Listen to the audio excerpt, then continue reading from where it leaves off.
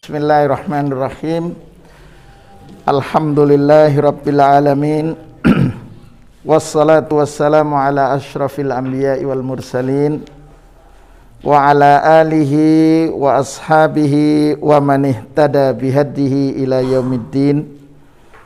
Allahumma inna nas'aluka ilman nafi'a wa rizqan tayyiba wa amalan mutaqabbala. Allahumma inna na'udzubika min ilmin la yanfa' wa min qalbin la yakhsha wa min nafsin la tashba wa min du'ain la yusma'. Bapak Ibu sekalian yang dirahmati oleh Allah, kita lanjutkan kajian kita di surat Al-Maidah ayat yang ketiga insyaallah pada pagi yang penuh berkah ini. Sebelum kita melanjutkan kajian kita, mari kita sama-sama mencoba mengulang surat Al-Maidah ayat yang ketiga ini. A'udzu billahi minasy syaithanir rajim.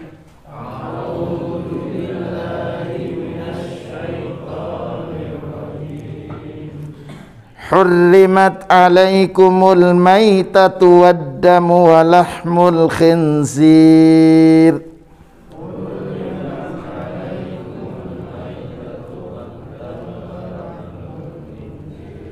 wa ma uhilla li ghairillahi bih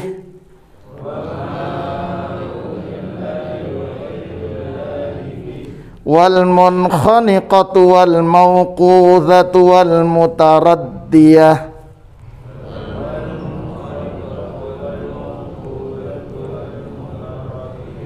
wan natihatu wa ma akala as-sab'u illa ma dhakkaytum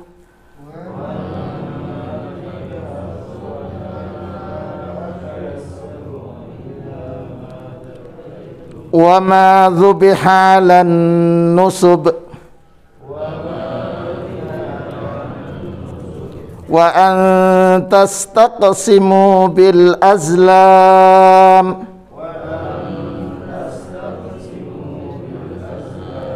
dzalikum fisq al yawma ya'isal ladzina kafaru min dinikum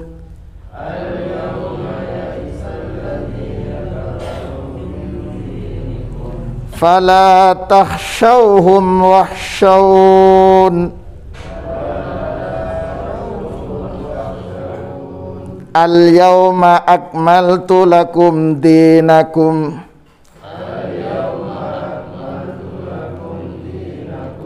wa atmamtu alaikum ni'mati wa raditu lakumul islam madina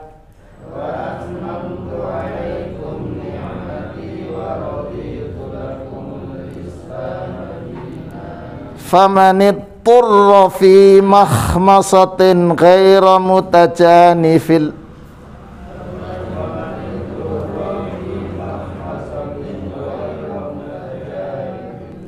famanit turra fi makhmasatin ghaira mutajanifil li itsmin fa innallaha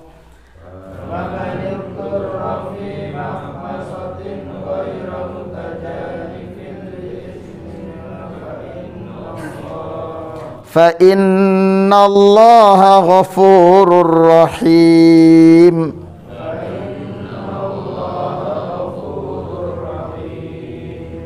Hurrimat alaikumul maitatu waddamu wa lahmul khinzir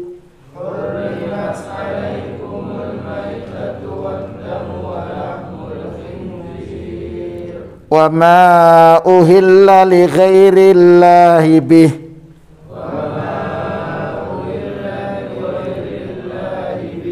wal munkhaniqatu wal mawqudhatu wal mutaraddiyah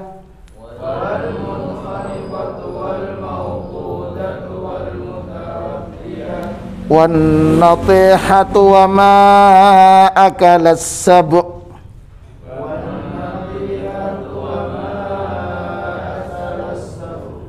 وما أكل السبع إلا ما ذكيتم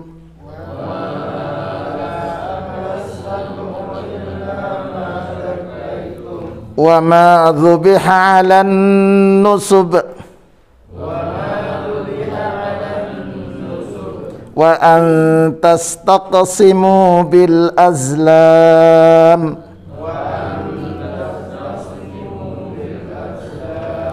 ذلكم فسق اليوم يئس الذين كفروا من دينكم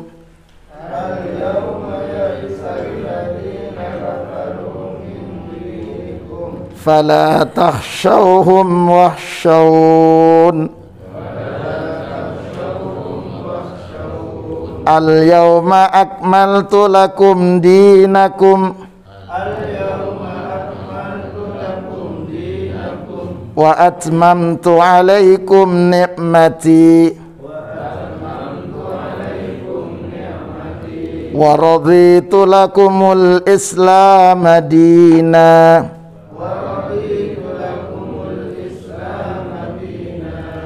فمن اضطر في مخمصة غير متجانف لإثم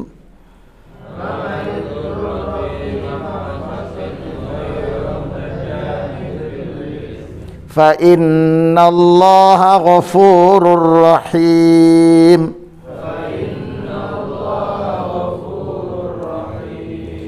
حرمت عليكم الميتة والدم ولحم الخنزير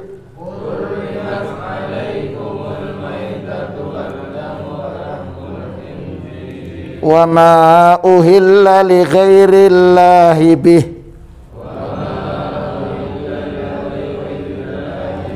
والمنخنقة والموقوذة والمتردية والنطيحة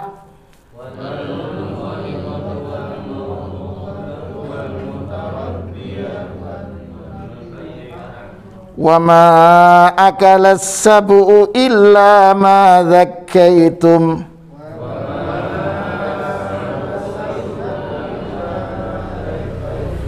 وما ذبح على النصب وأن تستقسموا بالأزلام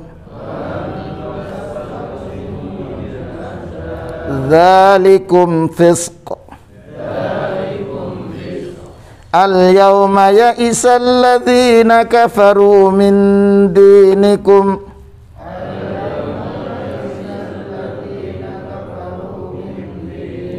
فلا تخشوهم واخشون اليوم أكملت لكم دينكم وأتممت عليكم نعمتي ورضيت لكم الإسلام دينا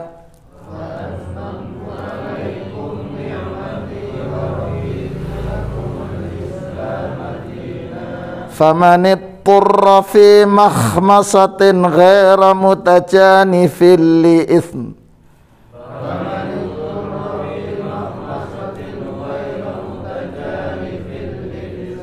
فإن الله غفور رحيم. Alhamdulillah. Sekarang kita coba mencermati makna dari ayat ini. Kenapa itu? Wa antas taksimu wa antas taksimu. Betul. Wa antas taksimu, Nggih. Terima kasih. Al-yauma Al-yauma akmaltu. Ya. Akmaltu. lakum dinakum wa atmamtu alaikum nikmati wa raditu lakumul Islam. Nggih, terima kasih. Bapak Ibu sekalian, sebelum saya lanjutkan, saya ingin menyampaikan bahwa saya tanggal 15, berarti pekan depan, nggih. Hari Jumat itu ada kegiatan di IAIN Tulungagung. Nggih, karena itu kan pas hari Jumat, apa libur atau ganti hari untuk pekan depan, terserah, monggo. Ya, itu nanti perlu didiskusikan, ya. Karena acara di Tulungagung itu jam 8 pagi. Jadi kalau berangkat dari sini habis kajian jelas tidak nutut, gitu. Dalam kecuali naik pesawat. Landingnya tidak ada. Ya, nanti kita coba diskusikan. Bismillahirrahmanirrahim. Ayat yang ketiga dari surat Al-Maidah ini saya bacakan dulu penjelasan dari yang saya kutip dari Mukhtasar fi Tafsiril Quran. Harramallahu alaikum. Jadi ayat ini memberikan penjelasan kepada kita tentang al-muharramat minal at-imah. Jadi termasuk ya sudah al-muharramat yang diharamkan. Hurrimat alaikum. Ini berarti yang mengharamkan siapa? Haqqut tasyri'. Hak mengharamkan itu ada di tangan Allah. Nggih. Itu yang harus kita pahami. Dan yang diharamkan oleh Allah itu tidak banyak. Lebih banyak yang dihalalkan. Tapi manusia lebih banyak mencari yang haram, melupakan yang dibolehkan. Ya. Jadi di sini hurrimat alaikum haramallahu alaikum ma mata min hayawanin. Jadi pertama yang diharamkan oleh Allah adalah ma mata min hayawanin. Ya, apa saja yang mati dari binatang atau binatang apa saja yang mati. Ya, kalau tadi saya sempat membuka sedikit kitab di Imam Al-Qurtubi rahimahullah, di antara hikmah Allah mengharamkan maitah, bahasa kita bangkai, itu sesuatu yang secara tabiat manusia itu enggan, Mbak. Gitu. Bangkai ayam, bangkai sapi, enggan. Hikmahnya bahwa manusia itu istighfar, kata Imam Al-Qurtubi rahimahullah, menganggap bahwa itu kotor, jijik, gitu nggih, jijik. Jadi yang diharamkan oleh Allah adalah al-maitah. Berarti al-maitah di sini berasal dari yang dimaksudkan al-haya, binatang-binatang yang dihalalkan oleh Allah. Nggih, seperti ad-dajjaj, ayam. Gitu, ayam halal. Tapi kalau ketabrak sepeda motor, jedet, mati. Kalau masih dalam proses nazak, gitu ya, proses nazak langsung aja disembelih, itu boleh. Tapi menyembelihnya dengan menyebut nama Allah, Bismillahirrahmanirrahim. Begitu. Ya, itu bab mentolo dan tidak mentolo itu babnya beda, gitu. Ya. Tapi babnya di sini adalah bab cara menjadikan binatang itu menjadi halal, begitu. Dajjal, kemudian hamamat, merpati, gitu. hamamat, merpati. Kan sekarang banyak itu. Jadi di lesehan-lesehan bebek goreng, ayam goreng, kemudian merpati. Nggih. Burung dara nggih merpati nggih. Pak Hitam Yus suka nampaknya burung dara nggih. Nggih. Nggih, kutuk. Al-maitah. Wa harrama alaikum ad-dam. Yang kedua yang diharamkan oleh Allah adalah ad-dam. Dam yang di sini adalah damam masfuhan. Masfuhan. Darah yang mengalir. Begitu. Berarti tidak masuk al-kabid. At-tahal ini tidak masuk. Napa itu? Jantung. Terus napa mana? Yang sapi. Hati, limpa itu tidak masuk. Dalam? Alhamdulillah. Iya. Jadi ini boleh. Karena yang diharamkan itu damam masfuha. Hati-hati jenengan kalau para pecinta gudeg gitu. Hati-hati, ada yang kemerah-merahan. Ternyata proses untuk menjadi gudeg itu ada campuran darah.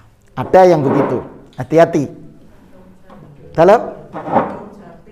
Daun jati juga bisa, Tapi ada juga waktu itu ada teman di terminal di Probolinggo itu, di warung, kemudian mau makan, begitu. Terus, ini apa Bu? Ditanya itu. Ini didih.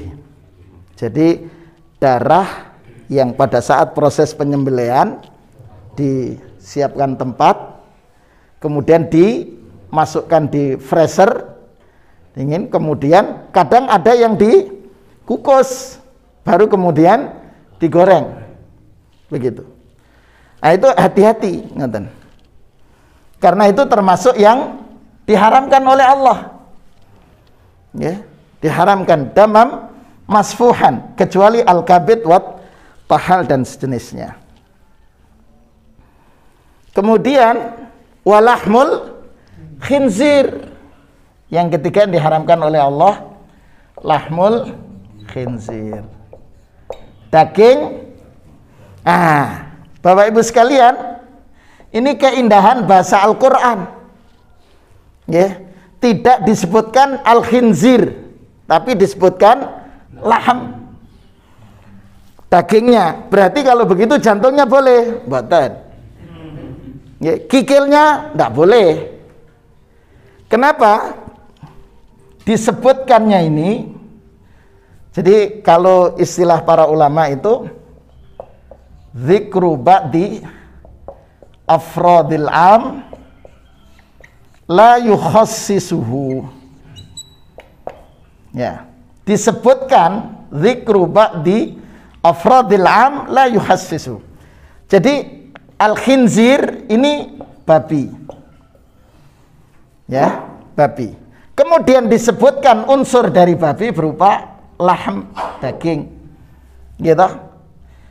Disebutkan daging ini bukan berarti cingurnya, kemudian tulang, kikilnya dan lain sebagainya halal, mboten.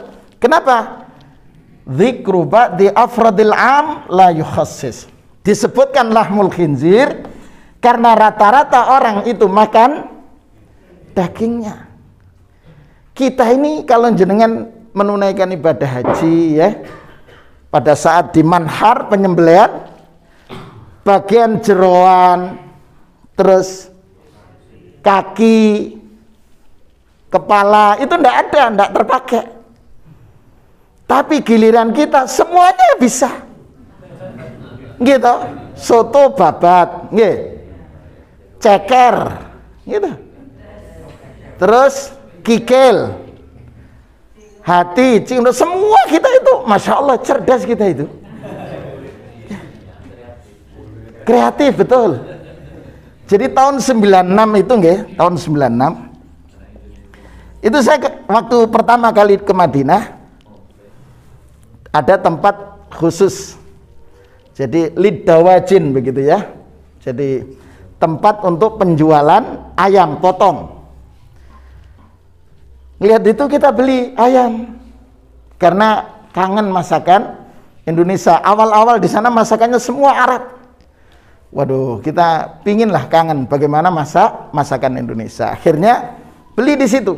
Ternyata jeroannya itu, apa istilahnya? Rempelo dan atinya, cekernya, kepalanya dibuang. Wah, ini aman ini. Akhirnya kita pesan kepada bagian penyembelih orang Mesir. Dikumpulkan saja ini, nanti saya beli. Nah, 5 real itu kan lumayan Pak, 20.000 gitu. Jadi kalau 1 kilo 5 real. Nah, di sini cuma 20.000, di sini 1 kilo berapa? Mahal kan gitu.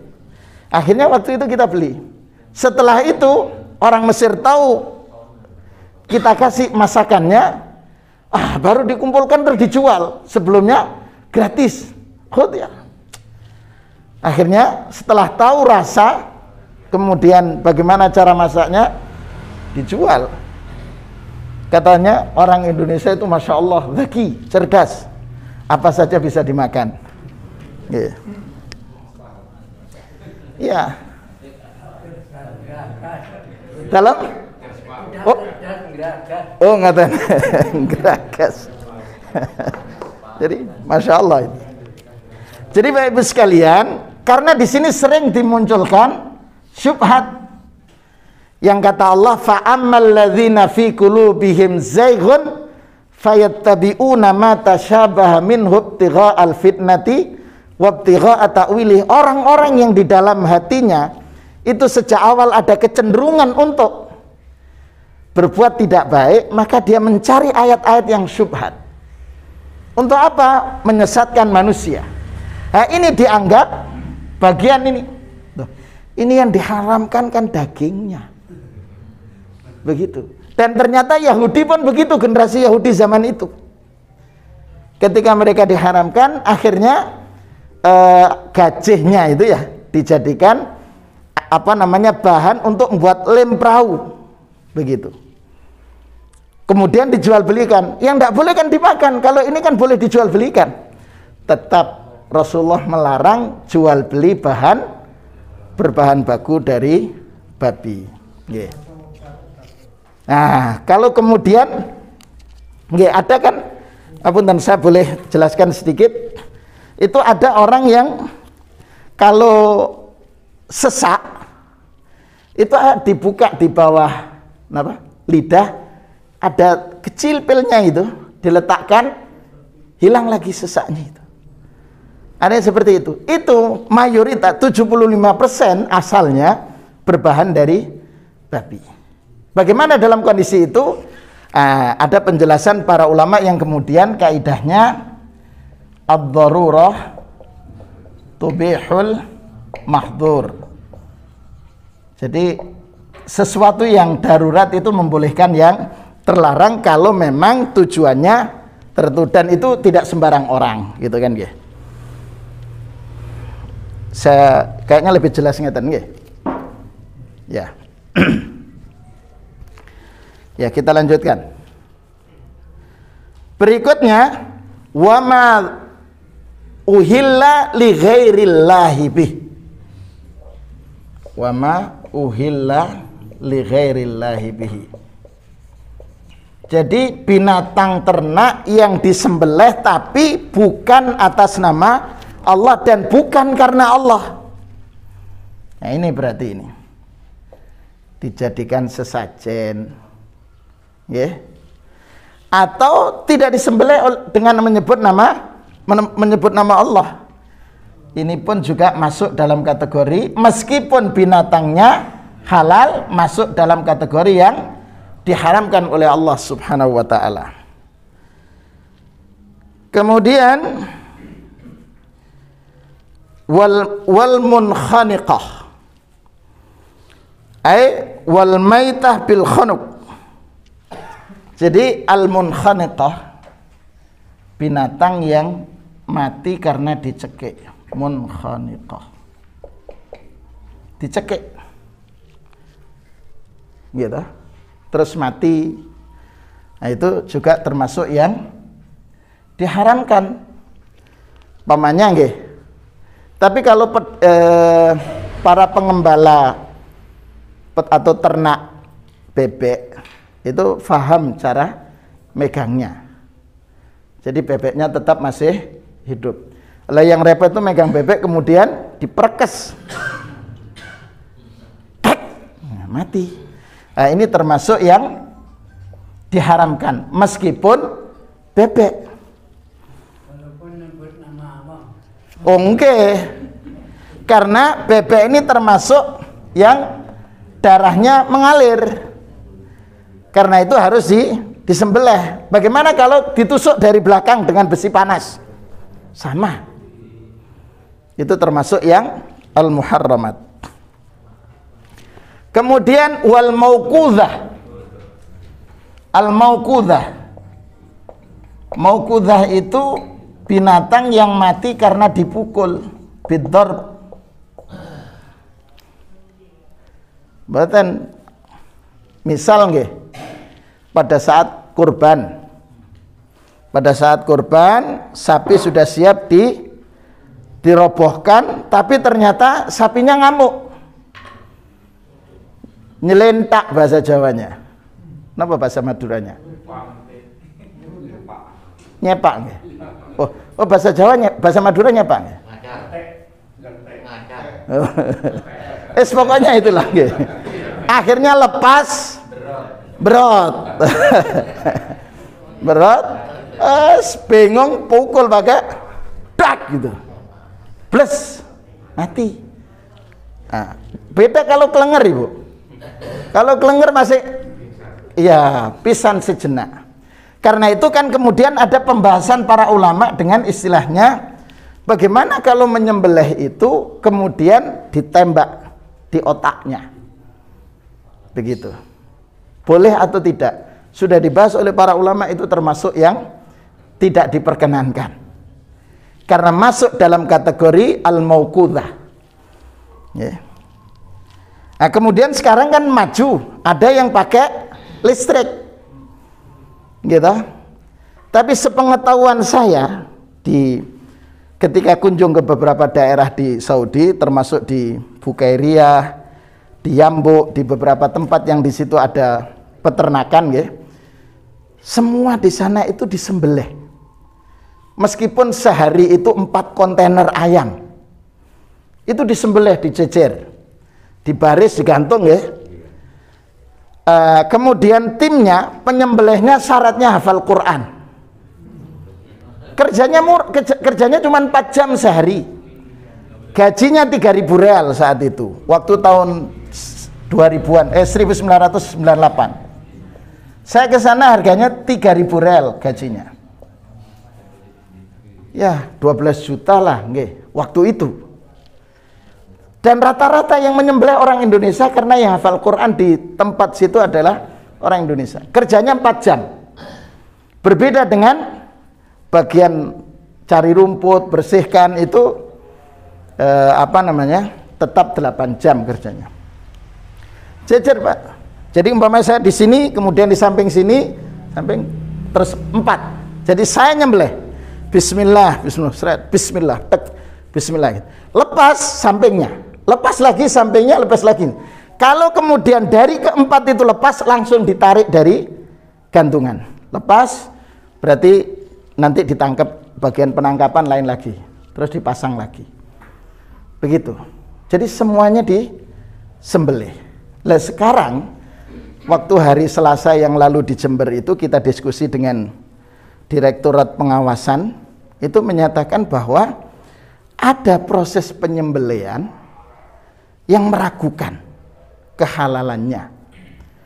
Salah satunya adalah ketika disembelih langsung dipatahkan lehernya.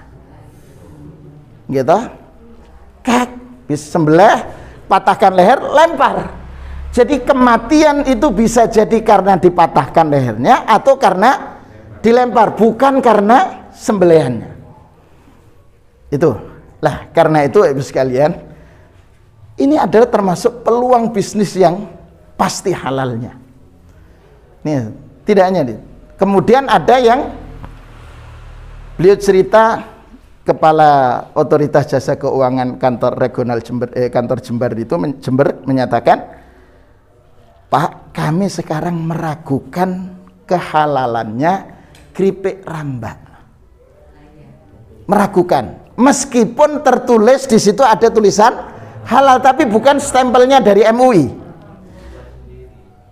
Ya, kecuali yang buat sendiri. Nah, problemnya begini Pak Ibu.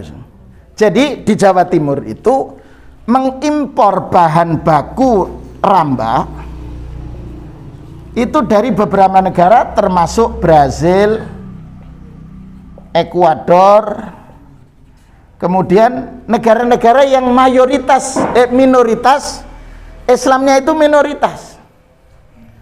Dan kebetulan Mas Ainul Yakin waktu itu pernah mengunjungi di satu tempat, sentra itu, di sentra yang kemudian menjadi pengiriman bahan baku rambak, itu ternyata dicampur antara kulit sapi, babi dan lainnya. Yes, pokoknya kulit dikumpul situ. Kemudian mereka masukkan, dipanaskan kan, kan warnanya hampir sama. Begitu. Karena itu kemudian kita perlu memastikan itu. Kecuali home industry ngumpulkan kulit-kulit di bulan Dzulhijjah itu kemudian dia diproses sendiri. Nah, tapi kalau berbahan baku yang dari sini kadang masih meragukan. Artinya bahwa undang-undang produk halal itu sesuatu yang urgen bagi kita. Urgen banget produk halal.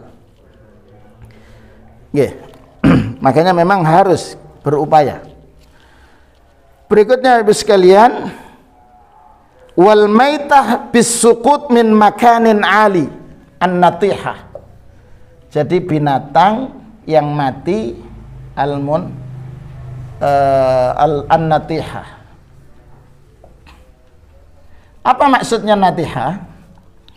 Umpamanya ini sapi dibawa ke puncak terus dijatuhkan, mati. Itu termasuk an-natihah. Ya, hal yang sama semakna dengan itu ketika kemudian dilarungkan ke laut, gitu, terus mati. Nah, itu termasuk kategori maitah yang diharamkan oleh Allah Subhanahu wa taala. Wa ma akala sab'u illa ma dzakaitum.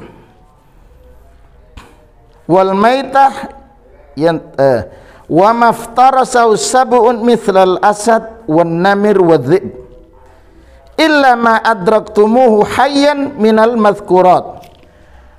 Jadi kalau umpamanya binatang ternak seri, gala, terus rusa dan sejenisnya menangkap binatang yang halal itu secara syar'i halal, kemudian dia masih hidup.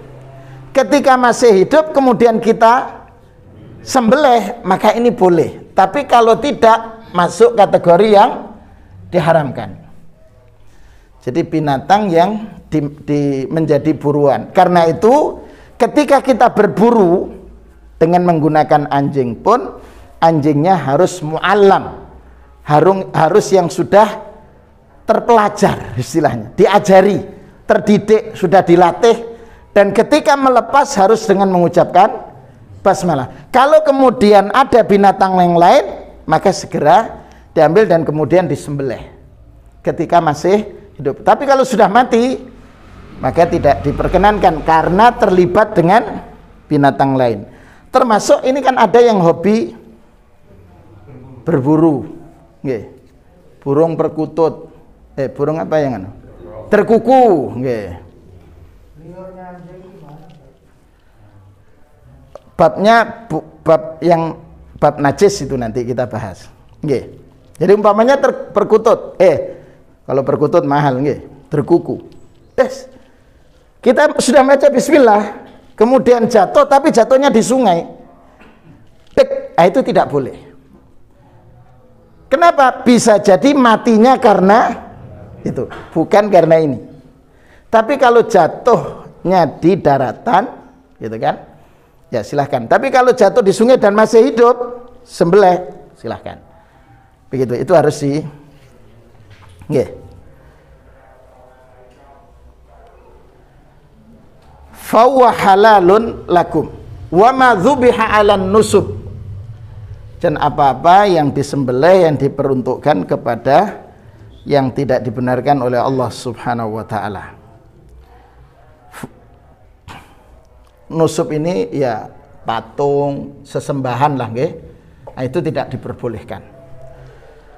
Kemudian yang diharamkan oleh Allah Subhanahu wa taala wa antastaqsimu bil azlam. Apa itu maknanya? Maknanya adalah wa antadlub wa harrama alaikum antadlubu ma kusima lakum minal ghaibi bil aqdahi wa ya hijara aw sihamun aw maktubun fi if'al aw la taf'al. Apa maksudnya? Maksudnya begini, Pak. Ketika kita hendak bepergian umpamanya, ragu-ragu perginya, terus ditulis kertas berangkat, yang satu ditulis tidak berangkat, diundi, glodok, jatuh, berangkat. Ini termasuk yang tidak diperkenankan. Bagian apalagi kemudian kalau hasilnya dari judi, glodok, itu kan? Ini termasuk. Karena itu Bapak Ibu sekalian, kita terkadang terlena dengan program di sebuah umpamanya undian berhadiah, gitu. Nah, itu perlu menjadi harus yang kita perhatikan begini, mensikapi undian berhadiah. Belanja 100.000 mendapatkan 1 voucher, nggih, voucher undian. Kelipatannya mendapatkan 2 voucher, begitu. Tulis. Syarat ditulis nama kita, alamat dan lainnya. Pertanyaan yang pertama, kita beli itu karena voucher atau karena ini hadiahnya mobil Pajero panas Jawa Jero. Nggih. Dah, hadiahnya. Sudah. Ini yang harus dicermati satu. Dari mana sumber ini? Hadiahnya. Kalau kemudian karena menaikkan harga untuk ini menjadi problem. Atau harganya kemudian bukan dari bersumber tetapi dari iuran kita, dari pembayaran kita. Jadi mestinya harganya 90.000. Tapi kemudian menjadi 100.000. Yang 10.000 itu dipersiapkan untuk ini. Alias perusahaan itu tidak mengeluarkan dana secara khusus dari dana promosinya. Nah, kemudian ini yang seperti ini tidak diperbolehkan menurut penjelasan Syekh Muhammad Mukhtar Syinqiti. Karena termasuk mengadu nasib. Wa antastaqsimu bil azlam. Nggih. Bapak Ibu sekalian, ketika Allah menyebutkan yang diharamkan ini, dzalikum fiskun. Ya. Kotor, jelek, ya, sesuatu yang tidak layak dikonsumsi. Ini yang sudah dijelaskan oleh Allah tentang yang diharamkan. Lebih banyak yang dihalalkan atau diharamkan? Lebih banyak yang dihalalkan. Kemudian Allah menjelaskan, al-yawma ya'isal ladzina kafaru. Saya bacakan dulu. Fakul tilkal muharramatil madhkurah khurujun an ta'atillah. Semua yang disebutkan ini yang diharamkan oleh Allah itu sesuatu yang mengajak keluar dari ketaatan kepada Allah Subhanahu wa taala. Al-yauma ya'isal ladzina kafaru min irtidadikum an dinil Islam walam lima ra'au min quwwatihi. Hari ini ayat ini sesungguhnya mengisahkan peristiwa, kalau boleh kita tarik, peristiwa Fathu Makkah. Yeah. Ketika Fathu Makkah, kekuatan kaum muslimin kan 10.000 pasukan, dan Rasulullah membagi ada pasukan kanan, pasukan kiri, pokoknya 4 pintu masuk ke Baitullahil Haram disiapkan pasukan oleh Rasulullah SAW. Dan Rasulullah memakai Katibatul Khadra, jadi pasukan berbendera hijau, Khadra. Disitulah Rasulullah SAW, pasukan Katibatul Khadra itu berasal dari Muhajirin dan Ansar. Di sini. Kemudian memasuki. Setelah ini peristiwa Fathu Makkah, kan kemudian diikuti Fathu Makkah bulan Ramadan, kemudian perang Hunain. Perang Hunain bulan Syawal. Berarti hanya 1 bulan. Dari 10.000 pada saat perang Hunain menjadi 12.000. 1 bulan penambahan umat Islam 2.000 pasukan untuk pada saat peristiwa perang Hunain. Di saat ini saya ingin menjelaskan, mereka termasuk Abu Sufyan ibn al-Harith mengatakan, kalau jumlah kita besar ini kita tidak akan kalah. Begitu. Berhadapan akhirnya pada saat peristiwa perang Hunain itu kan dari Hawazin dan Thaqif, Bani Thaqif, dan beberapa Bani Bakar. Tapi yang jenengan cermati nanti sekali waktu itu kalau pas umroh gitu nggih atau haji, sempatkan untuk belajar melihat tempat sejarah. Salah satunya di Taif. Taif itu kalau boleh saya gambarkan, ini daerah perbukitan, dataran tinggi, kemudian di sini ada lembah, kemudian ini pegunungan, ini juga pegunungan. Sehingga jalan ke sini itu agak apa nggih? Menurun, ya, menurun. Menurun terus naik. Karena itu jarak 70 kilo dari Mekah menuju Taif ini ditempuh 3 jam. 3 jam. Ya. Ketika itu strategi Thaqif, mereka ini berada di dataran tinggi, di gunung-gunung, kemudian di tempat-tempat yang sempit, yang tidak mungkin diduga oleh kaum muslimin. Rasulullah dan pasukan, di situ ada pasukan Khalid bin Walid, masuk pada waktu subuh. Di saat subuh itu diserang dengan anak panah. Sehingga kemudian kalau ini Rasulullah itu membagi pasukan, pasukan depan, pasukan tengah, pasukan ada terakhir. Bagian terakhir ini Rasulullah. Ketika terjadi ini balik, Pak. Berdesak-desakan, ini dihantemi dengan anak panah dan batu-batu. Sehingga banyak yang sahabat yang luka. Yang bersama Rasulullah SAW itu sekitar 100 orang saja. Rasulullah bertanya, ana Rasulullah, ana Muhammad ibni Abdullah Rasulullah, ana nabiyyu la kadzib. Saya tidak pernah dusta. Tapi orang pada lari semua.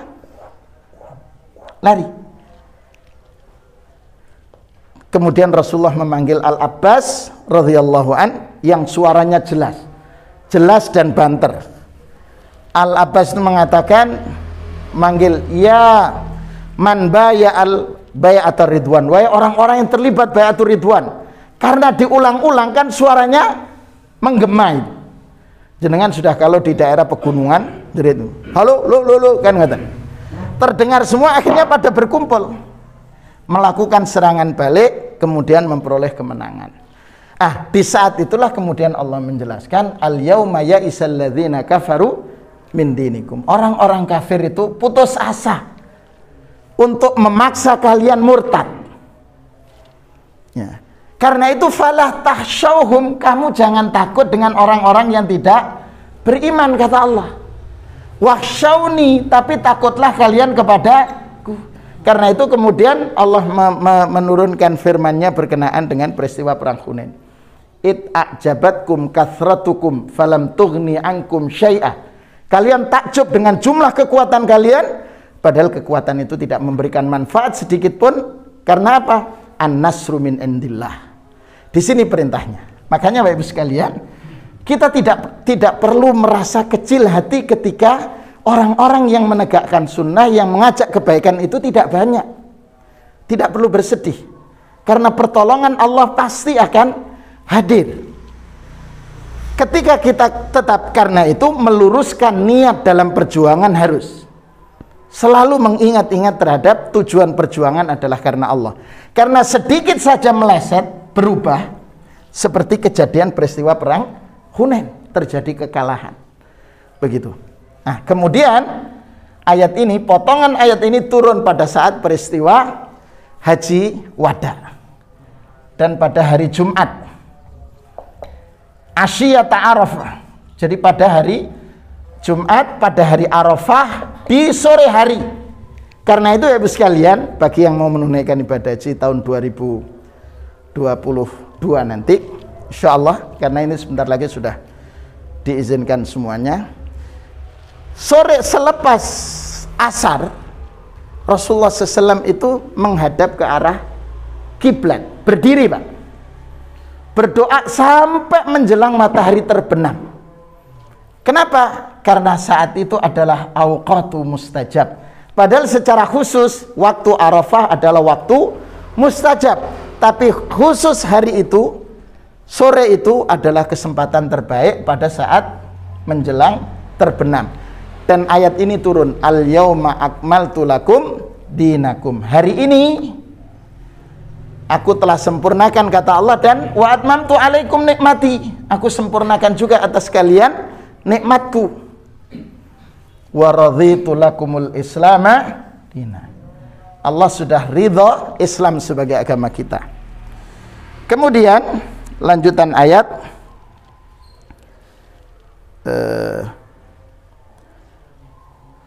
faman batan, ini terjemahannya, tafsirnya. Famanil ji'a bisabi muja'ah, famaniturro, siapa dalam kondisi keterpaksaan, fi mahmasatin, dalam kondisi lapar, dalam kondisi lapar, ghairu mutajanifil li itsm.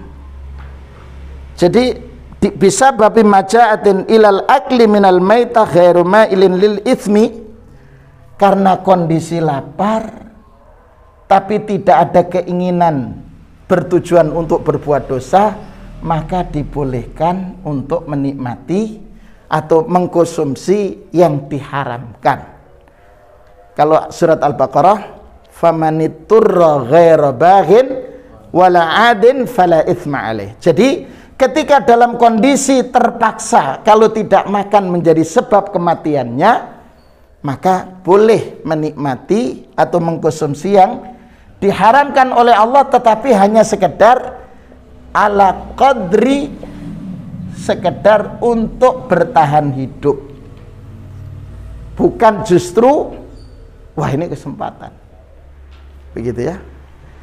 Karena itu Allah mengatakan fa innallaha ghafurur rahim, Allah maha pengampun, dan kasih sayang Allah membolehkan yang terlarang dalam kondisi terpaksa. Yeah. Barangkali itu Bapak Ibu sekalian yang dirahmati oleh Allah. Monggo. Gantian dulu. Nggih. Nggih.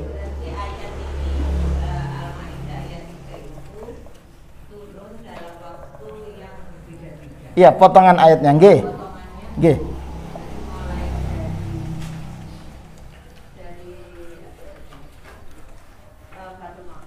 Nggih. Nggih. Kemudian Ini di hari Arafah. 10 Dzulhijjah, tanggal 9 Dzulhijjah. Nggih. Tahun ke-10 Hijriah. Nggih, begitu. Sampun? Monggo Pak Haji. Kalau di desa itu kan banyak orang yang jual gede. Nggih. Lalu setelah untuk goreng gede, lalu untuk goreng tempe itu tempenya bagaimana? Ya sama Pak. Boleh? Tidak boleh. Tidak boleh. Berarti jualannya itu haram semua ya Pak? Loh nggih, jadi kalau kita sudah tahu, seperti contoh sederhana gini nggih. Ini rumah makan, misal RM rumah makan. Gitu. Di sini melayani adanya apa? Kalau Pak Tio itu mengisyaratkan waktu ke Jepang menemani Pak Bukhari waktu itu. Dia katanya, ini daging, ya, nah, gini. Oh berarti tidak beli sudah. Jadi cuman menggenengkan isyarat, begitu ya. Ketika itu sudah ditinggal. Lah, yang lain tidak apa-apa. Yang ini kan tidak, yang ini kan ayam. Nah, tidak boleh Pak. Karena di situ ada unsur begini hadisnya, al halalu bayyin wal haramu bayyin wa bainahuma umurun mustabihat. Jadi halal sudah jelas, ayam jelas kalau disembelih atas nama Allah selesai. Ini jelas halalnya. Yang haram pun sudah jelas. Tapi di antara keduanya ada yang syubhat. Begitu. Nah, kecuali umpamanya misal di sini melayani non muslim. Artinya para pengkonsumsi babi. Kemudian ini dapurnya dua. Gitu. Dapurnya dua. Ini khusus untuk ini yang ini tidak ada masalah kita konsumsi. Nggih. Tapi kalau kemudian ini wajan goreng dideh nggih. Kemudian masih ada minyaknya dibuat goreng tempe. Ah, ini kan sudah bercampur ini. Maka tidak diperkenankan. Kecuali kemudian setelah ini dicuci, dibersihkan, kemudian pakai minyak baru goreng tempe. Begitu. Makanya kalau kita bepergian cari pastikan rumah makan yang halal. Nggih, monggo Pak Haji. Kita misalnya binatang itu halal, disembelih dengan nama Allah, tapi diperuntukkan untuk selain Allah. Misalnya petik laut, atau ibadah yang lain yang bukan ibadah karena Allah. Iya, ini masuk di sini nanti. Diperuntukkan kepada selain Allah. Kalau penjelasan di sini, gitu. Sebentar. Wa harrama 'alaikum ma kana dzabhuhu lil asnam. Wa harrama 'alaikum ya. Jadi kalau diperuntukkan, gitu kan? Diperuntukkan. Contoh sederhana, barangkali ada penjelasan yang lain. Begini Pak.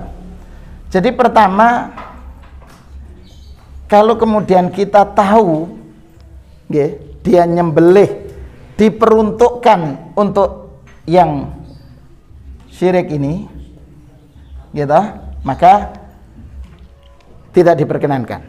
Tapi kalau kemudian kita menyembelih, dia beli sih ke kita yang menjual kemudian beli, terus dia dimasak, sebagian dibawa ke, sebagian kemudian dikirim ke kita, maka yang dikirim ke kita itu tidak ada masalah. Tapi kalau yang sudah dibawa untuk ke sana itu yang menjadi tidak diperkenankan. Ngaten.